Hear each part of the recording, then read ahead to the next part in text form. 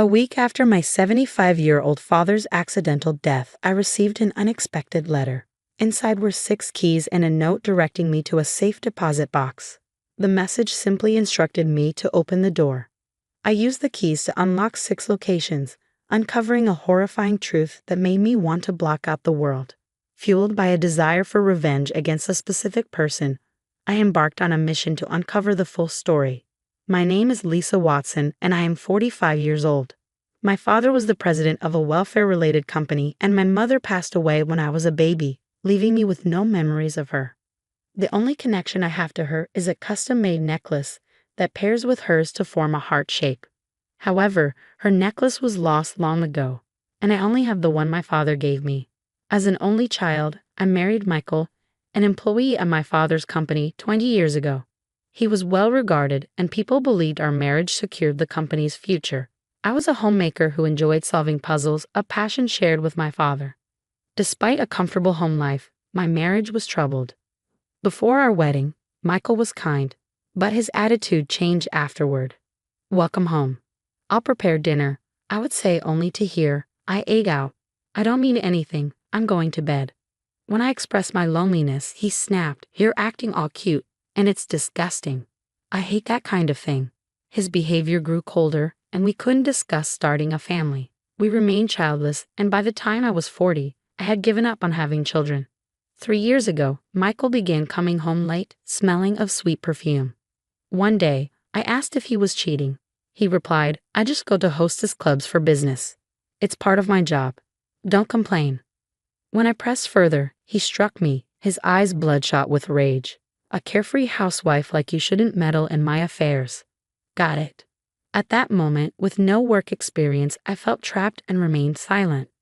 However, my father often said, "You can build trust with business partners without hostesses or alcohol." This made me wary of my husband's behavior, so I confided in James, my father's close associate. James, a year younger than me, was like a comforting younger brother, always listening earnestly to my concerns while keeping an appropriate distance. He held a high position in my father's estimation and occasionally visited our home for work-related matters. One day, I asked him, "James, what do you think about business partners going to hostess clubs?" His response was measured. "Times change, and so do people's approaches to work." True. Thank you, I feel better now. "If you ever need help, don't hesitate to ask," James assured me. His calm demeanor encouraged me not to dwell on the matter further. However, life took a dramatic turn shortly afterward. 1 month ago, the morning after my husband left for an overnight business trip, I received a call from the police. My beloved father had passed away in an accident. When I arrived, he was already in the mortuary, appearing as if he were merely asleep. The police arrived with my husband, James, and several company executives. "Why would this happen? Please tell me everything," I implored tearfully. The investigating officer informed me that my father had jumped from a desolate cliff. Traces of sleeping pills were found in his system, and his abandoned 7-seater car was nearby. Inside the car, they discovered a neatly typed suicide note. The letter contained the words, "I'm exhausted," and left the position of the company president to my husband, Michael. Although it wasn't handwritten, James explained that my father often created memos on his computer, so a typed note wasn't unusual. Based on their experience, the police speculated that my father might have taken the pills to cloud his consciousness before leaping. James wasn't present at the time, and no witnesses had come forward.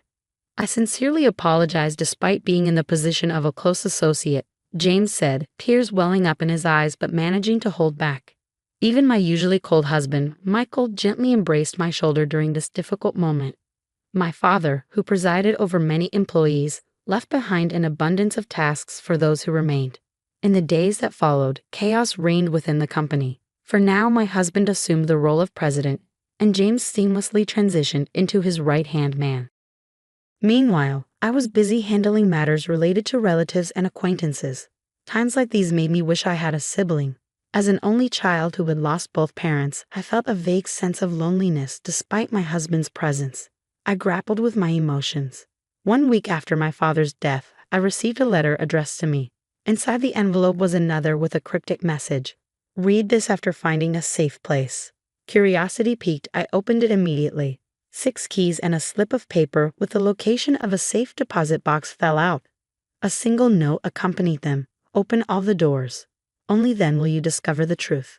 Recalling my father's love for puzzles, I felt a glimmer of relief amidst my sadness.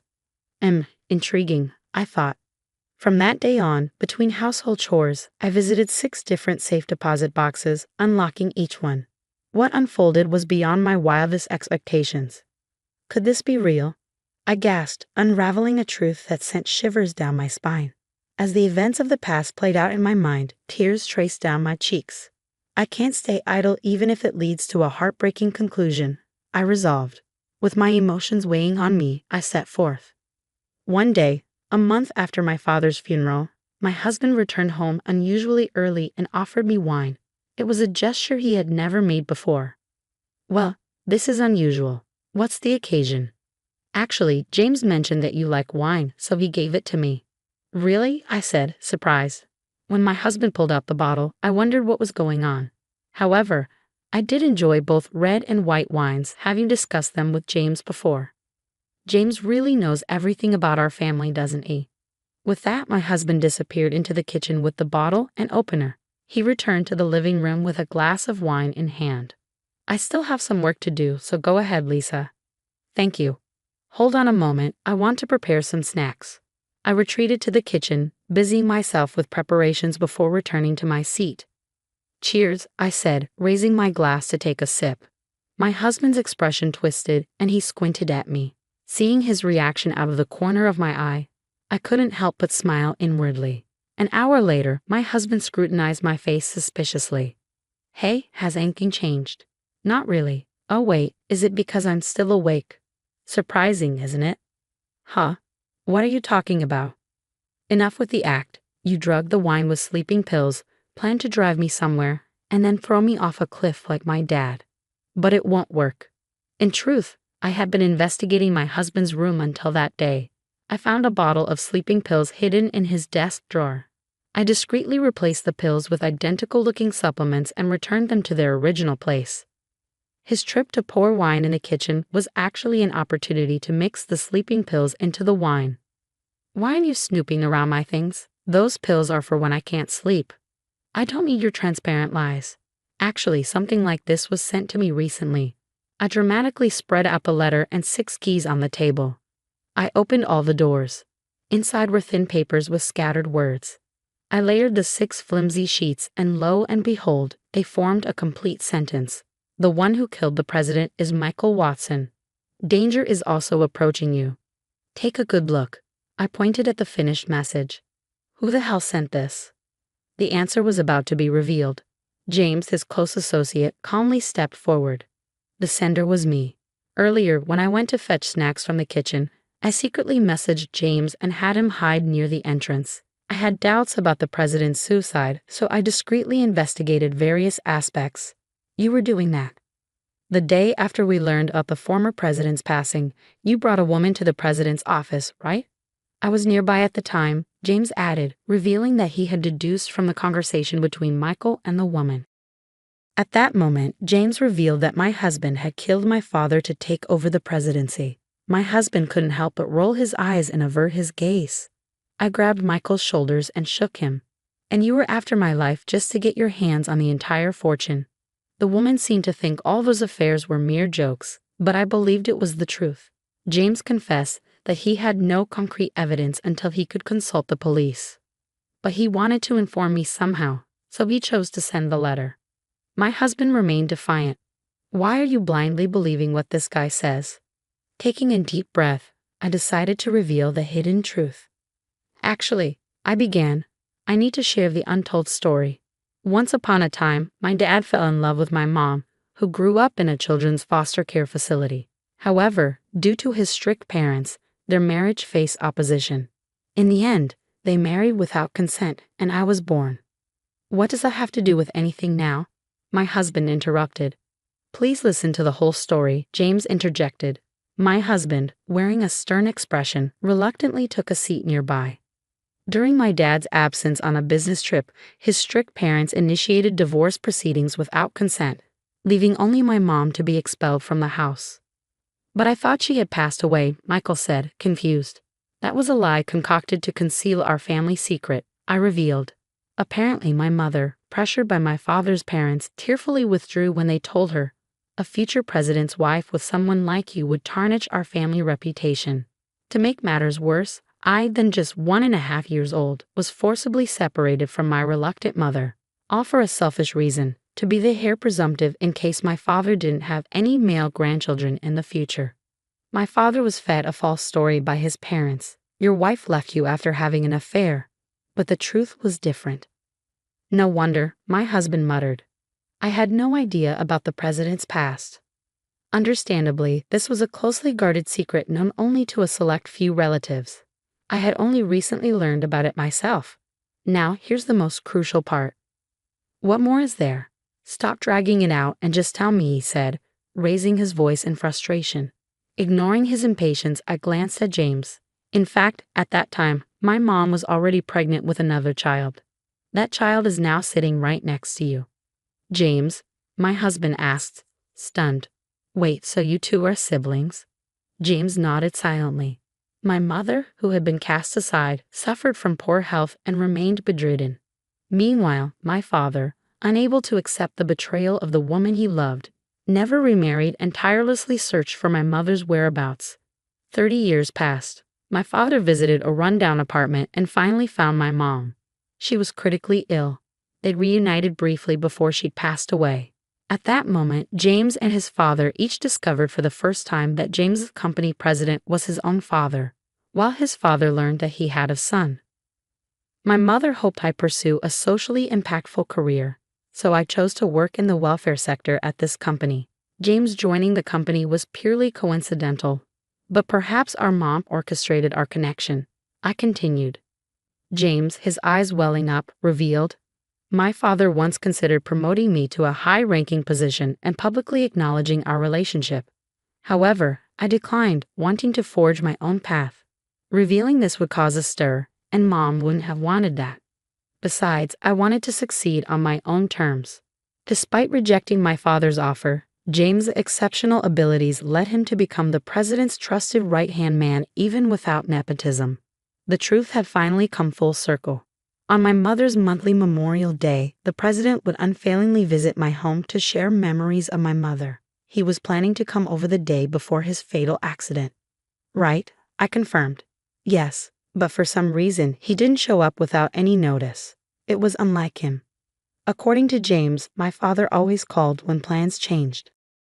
However, this sudden silence struck James as unnatural. As he delved deeper, he uncovered evidence pointing to my husband as the culprit. That's why he sent me that cryptic letter. It's all nonsense. Where's the proof that he's the president's son? Who would believe such a fabricated story? Michael's anger flared, directed at both of us. Naturally, I didn't blindly accept James' account. I had seen irrefutable proof of our sibling relationship. Hey, can you show it? I asked. James took out a necklace, which had been lost a long time ago, from his pocket. He had been keeping it carefully since our mother passed away. When combined with the one I have, it forms a heart and is undoubtedly the one that our father and mother had custom-made. Is this just a coincidence? Doesn't this prove James is my brother? Even if it does, people lie. Besides, there's no guarantee, Michael said, still defiant. If you doubt it, we can do a DNA test with our father, I asserted. Since my father had recently passed away, there were plenty of heirlooms suitable for testing. My unwavering confidence seemed to unsettle my husband. Suddenly, he crumpled a thin piece of paper with a coded message. Why did he go to such elaborate lengths? Well, that was to ensure that even if you stumbled upon it, you wouldn't easily recognize it. James had discerned that Michael, despite appearing competent at work, had a tendency to delegate inconvenient tasks to others. So, as a precaution, he assumed that even if Michael found this letter, he would assign it to a trusted subordinate. Interestingly, knowing my penchant for puzzles, James believed I would decipher the message. This trick was something the president devised during his lifetime. He'd proudly say, "How's that? Quite clever, isn't it?" Come to think of it, my dad always jotted down interesting ideas. He once mentioned wanting his daughter to tackle a mystery like this. And so with this backstory, my brother and I learned of my husband's crime. Over time, we meticulously searched for clues in his room. We discovered evidence that he had fabricated a false suicide note on his computer. Additionally, James checked Michael's motorcycle ride history using an app. It revealed a one-way trip from the accident site back home. "You loaded the motorcycle onto the car, pushed my dad off the cliff, and then used the bike to return home," I exclaimed. Recalling the day before my father's demise, my husband claimed to be on a business trip. However, according to James, there was no such task. "Your marriage to me was probably just about money and status." On the day when Michael secretly brought his affair partner into the president's office, James discreetly followed the woman. It turned out that she was a hostess from a payback club. Later, James infiltrated the club undercover. The woman, smitten with James, readily spilled the truth. "Why harm my dad at all?" I couldn't wait until the old man kicked the bucket. Despite Michael's repeated attempts to retire, my father adamantly refused. James revealed. It seemed my husband couldn't bear to wait for his demise. His selfishness ignited a fiery rage within me. "We'll share our findings with the police and request a reinvestigation." "But you haven't reported it yet." "Could it be because you still care about me?" my husband retorted, spouting nonsensical excuses. Even at this point, James, equally baffled, remained silent. "Going to the police would have resolved it through the legal system, wouldn't it?" James asked. "But I wanted to take matters into my own hands and avenge our dad," I confessed. When I confessed my inner turmoil, Michael finally seemed to grasp the situation he was in. He'd apologized tearfully on the spot. Michael's face was a mess of tears and a runny nose as he looked up at me. His body trembled uncontrollably. However, neither I nor my brother had any intention of forgiving Michael, who had sent our father to the afterlife. "What you've done is a serious crime. But please forgive me." "Prepare to experience despair," I said. Afterward, with James's assistance, I handed the sobbing Michael over to the police. In a subsequent interrogation, Michael admitted to taking our father's life. With the intervention of a lawyer, the divorce was finalized. The $20,000 compensation was paid from his savings. According to reports, Michael, now confined behind bars, appears to be a mere shell of his former self. The woman, aware of his marital status, had an affair with him and also demanded alimony of $10,000. Meanwhile, James, publicly acknowledged as the president's biological son, has assumed the role of the president. His past accomplishments were duly recognized. I'll be assisting with administrative tasks at the company from now on. My brother and I will join forces to uphold the legacy our father left behind.